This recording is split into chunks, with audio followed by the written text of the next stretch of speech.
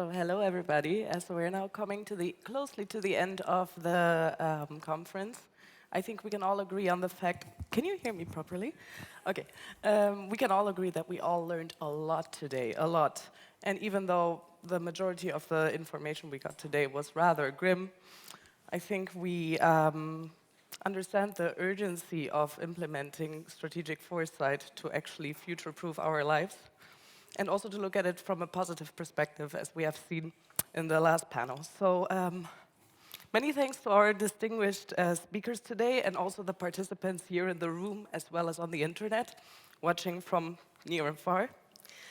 We really appreciated it that many of you were sharing your questions and your remarks on the Slido, online, or on the board over there. And so yeah, just real quick, my name is Sarah Nias. I'm a policy analyst at DG RTD, Research and Innovation at the European Commission. And I'm working on the evaluation of the Horizon framework programs. So what was already said before, we are a quite diverse group in the ESPAS Young Talent Network. And we really appreciate the diversity among ourselves as well, because strategic foresight is inherently interdisciplinary and calls for a holistic approach. So we are very happy, both Julia and I, to be sharing the closing remarks, the pre-closing remarks, or the key takeaways with you today. So as this is supposed to be just a quick wrap-up, we want to keep this particular session also very, very interactive. So we would already like to invite you to give us some thought. What are your personal key takeaways of this session? So please be reminded that this conference is also going to be reflected in the ESPAS Global Trend Report. And we will give you the opportunity to join we will give you the floor shortly. So to summarize the day, looking back at this day, it's quite impossible to think that we are still in very, very unprecedented times. We've been saying this for the past 4 years, and it just keeps staying crazy. So you see, we have to have adequate responses. We have to be able to act fast, and I think that strategic foresight is a driving force in that. And as it has been said earlier today, and this is particularly relevant also for the new legislative cycle, we need to find ways of creating the future that we want. So with a new legislative cycle ahead, we should challenge our own long-term assumptions, but at the same time, we should also equally remind ourselves of our core values and how important it is for us to defend democracy and to uphold the rule of law, as this is ultimately the reason for the existence of the Union in the first place. So without any further ado, I will hand over to Julia. Thank you, Sarah. My name is Giulia Fioravanti. I'm a policy officer at the European Committee of the Regions, so representing the regional level, showing that we, in the Foresight Network, connect very well all the levels from local, regional, state and EU, making sure all the parts fit together in the governance system. As we have heard today, system of anticipatory governance must work at all levels. But before I go to certain key takeaways that I have noted down diligently during today, and I must say it was an excellent conference for me personally. I hope you have also enjoyed and learned as much as I have. I would like to everybody give a round of applause to Chris, who has been tirelessly writing down the visual capture of all the takeaways. So thank you. So whatever I miss in my key takeaways, it's right there on these beautiful boards. So. I would just say, what was the tactical discussion we had today? So the tactical discussion was about how can we best build Europe's future? Which strategic choices do we need to make? To sum up and tease out what was said today, I would reiterate, again, not my words, but I will be quoting, that we need actionable and useful foresight, which actually gets implemented, with a common objective of being EU resilience, strategic autonomy, sovereignty or de-risking, because there were certain objections to the terms, through actions which make Europe a force for good. We should take pride in our normative order and values. We should provide pragmatically better transactional offers to our international partners, but without putting our soft power based on our legitimacy into question. We were also reminded today of our vulnerability at the global security stage, of the limitations of the presence bias, of the need to be agile, aware of the increasing polarization through thinning margins of political preferences, as Ms. Stelzen-Müller very eloquently put. Now, to face brutal and naked power, we were pointed to the need to enlarge the space where the EU rule of law applies and build on the strength of our diversity that makes us competitive. Because as the European Parliament Vice President Angel said, it is not too late for us to compete.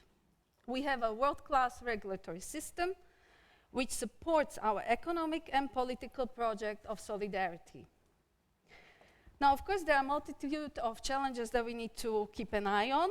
These include demography, climate change, geopolitical fragmentation, loss of biodiversity, democratic backsliding, the need to promote peace and well-being. We need to raise the standards of living. We need to counter the coercive machine capacity, as was stated, and systematic competition from China, while we also need to try to restrain Russia. We were reminded by Ms. Stelzen-Müller of the importance of citizen-centric approach, which of course was very much reiterated in the last panel, where we are not only consumers, but we have obligations. We are the creators of our own prosperity, as she said. We were told that we cannot wait for a shock to push us to act. We need to plan for an EU security order on our terms with a sense of urgency. But our ability to do so inevitably depends on our resources and the strength of our economy, which is why we need to find agreements in the global commons, embracing the geopolitical rivalry and avoiding catastrophic deglobalization. Strategic investments are needed to pull resources in the future, and behavioral changes will be necessary in the direction of self-sufficiency. We also learned today that the European rights-driven model for regulating AI is gaining ground, and guarding against the misuse of technologies is important. We need to back a truly responsible AI with the right funding. Governance and oversight by democratic institutions is therefore essential given the upcoming elections, and safeguarding electoral integrity and preventing abuse of interoperability of systems make restraining AI through transparency, ethical principles, and regulation urgent. Again, the words of the speakers. Now, health was stressed today as a paramount to Europe's future. Unfortunately, I have learned, we are not front runners in science and patient care today, and strategies and incentives are needed to address that, to respect the right to health of our citizens. Now, as to environment, how do we tackle the socioeconomic challenges of the green transition? The transition of changing from fossil fuels to renewables has started. I've learned that in terms of the costs and benefits of the green transition, the EU cannot, in any case, continue to be dependent on oil and gas.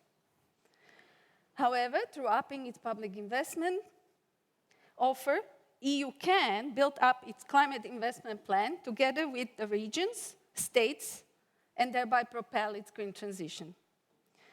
We have the required technology and knowledge to do it. And finally, how do we win back the trust of the citizens? How do we protect against the democratic backsliding and personalist and populist movements? According to our speakers, reinforcing the strength of our democratic institutions in combination with citizen assemblies, youth inclusion, anticipatory governance, and smart anticipatory democracy, or democracy with foresight, whichever term we choose, are key here.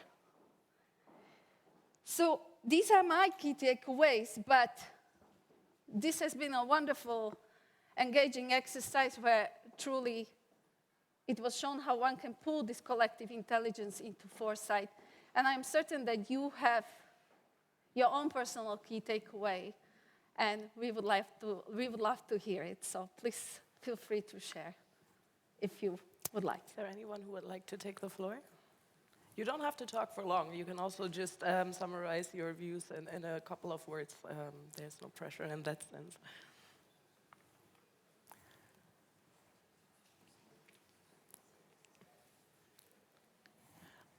I think Julia already gave a really, really comprehensive overview of what has been said. Everyone out here is very, very happy about that one. So without any further ado, we will hand back over. Thank you very much for this excellent conference, and looking forward to hearing about you next year again when we are all uniting. I would say one more concluding thing, actually, Please. for us to say, which is you have already mentioned the Global Trends Report. Indeed. And there are many metaphors used today on the fences, on yards, on dentists, on doctors, etc. So my metaphor would be that we have here provided certain elements of a compass to this Global Trends Report. The Global Trends Report itself will give us the final component, which is the needle to point us in the right direction. So thank you very much for your input into this process. Thank you. Thank you very much. Thank you very much, Sarah and Julia. Not an easy task to summarize the whole conference. Now, it's my pleasure now to come to the last intervention, which is Stephen. You have the pleasure to have some concluding remarks before we end the conference. Thank you.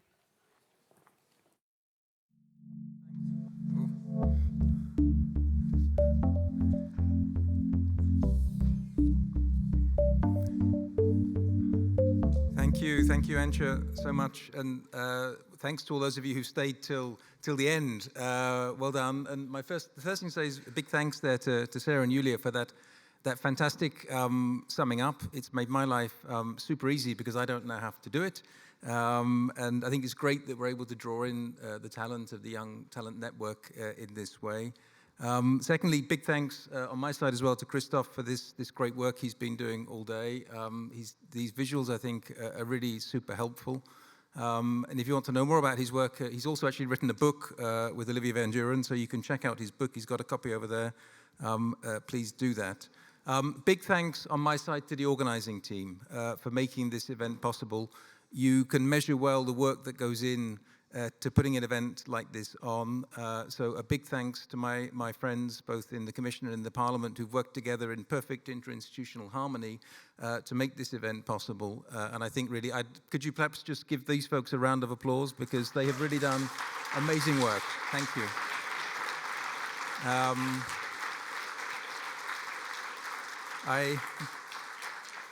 I get to do the easy bit. I get to stand up at the beginning and stand up at the end, but they do all the work in the middle.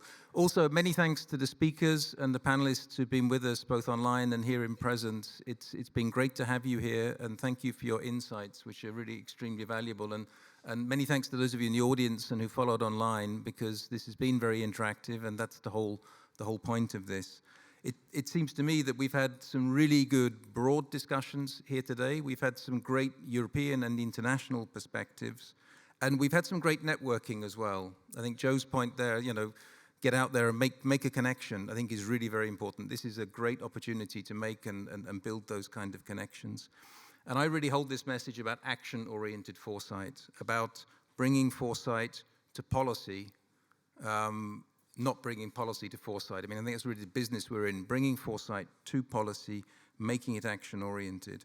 It struck me today that it's very tough when we have these sessions to focus on the future. I kept sensing the present coming back into the room, and we were trying to stretch it out to the future, and then suddenly we're talking about tomorrow. So that's a challenge for us. And this kind of optimism versus things we're worrying about dimension is really very challenging as well. But I think that last panel gave us a lot of really good optimistic messages as well, and that's what we need to focus on, as well as being realistic about the challenges that we face.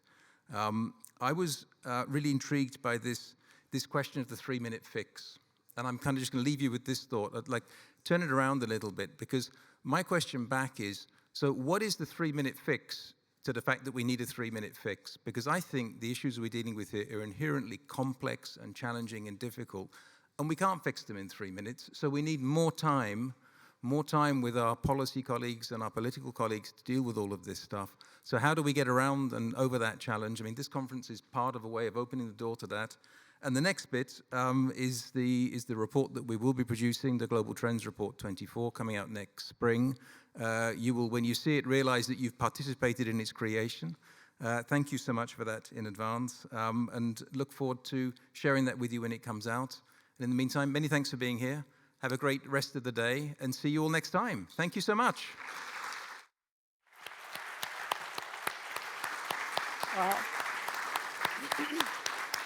Well, I think so many thank yous have been said, and I will not repeat it. Thank you for, everybody who was involved. I want to wish you a good, safe trip home, a good evening, and look at the website, the ESPAS website, where you find all the documents. And it was a real pleasure to moderate this today. Thank you so much. Bye-bye.